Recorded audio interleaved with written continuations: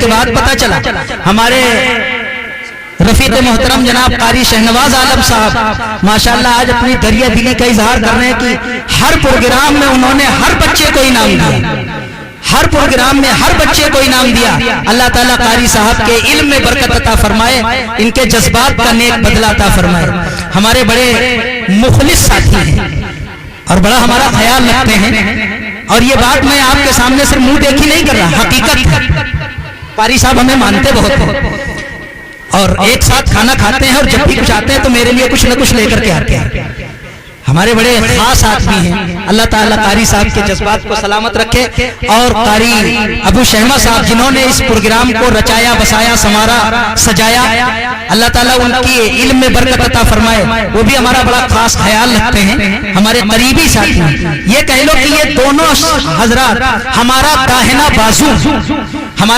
بازو ہے، ورنہ ظاہر سی بات ہے ایک ساتھی ہونے کی حیثیت سے کچھ اپنے دل کی باتیں ان سے کہتا ہوں، کچھ وہ ہمیں اپنی سناتے ہیں، یعنی کچھ اپنی بیتی کچھ جگ بیتی ہو جاتی ہے، کچھ وہ ہمیں اپنی سناتے ہیں، کچھ ہم کو سنا دیتے ہیں، ورنہ 150 کلومیٹر دور میں آپ کے بیچ میں آیا، کون پوچھتا کہ عبدالرازق نام کا بھی کوئی شخص پیدا ہوا؟ تو یہ حضرات ہیں، کہیں جاتے ہیں ٹہلنے کے لیے، عبدالرازق ساتھ میں ہے، تو اس ناچیز کی بھی دلجوئی ہو جاتی ہے، معلوم ہوتا ہے کہ یہاں ہمارا کوئی ہے۔ اللہ تعالیٰ سے دعا کریں کہ اللہ تعالیٰ ہماری یہ دوستی سلامت رکھے۔ اب اس کے بعد جو پروگرام آپ حضرات کے سامنے پیش کیا جائے گا اس کا عنوان ہے میں جنت سے بول رہی ہوں۔ کہنے میں تو یہ لفظ بڑا چھوٹا ہے، میں جنت سے بول رہی ہوں، لیکن اس کا پس منظر کیا ہے؟ قرآن کریم نے علماء کے درمیان بات کہتا ہوں بڑی ذمہ داری کے ساتھ کہنا پڑتی ہے، اس لیے کہ علماء کے درمیان اگر غلط بولوں گا تو ٹوکا جاؤں گا، اور اندیشہ اس بات کا بھی رہتا ہے کہ نیچے اتروں گا تو مارا جاؤں گا۔ اس لیے قرآن کریم نے فرمایا وَإِذَا الْمَوْءُودَةُ سُئِلَتْ بِأَيِّ ذَنبٍ قُتِلَتْ۔ آج اپنے آپ کو یہ ترقی یافتہ کہنے والی یہ دنیا، کسی زمانے میں ہم لوگ آج بھی زمانے جاہلیت کو برا کہتے ہیں، لیکن اگر ہم حقیقت کا پردہ اٹھا کر کے دیکھیں تو پتہ چلتا ہے کہ آج کی یہ اپنے آپ کو ترقی یافتہ کہنے والی دنیا، اس نے بھی زمانے جاہلیت کو 2 قدم پیچھے چھوڑ دیا ہے۔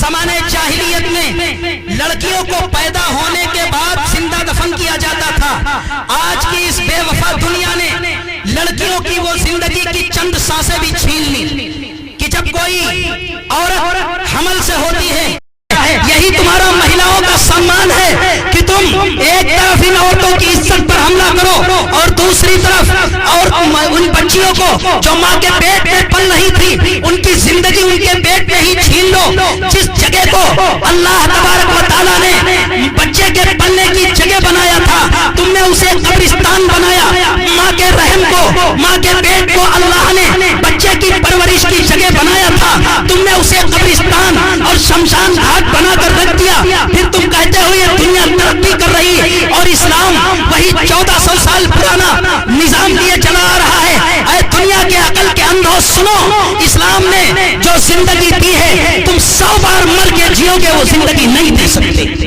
لہٰذا میں ان بچیوں سے درخواست کرتا ہوں کہ آئے اپنا پروگرام پیش کریں۔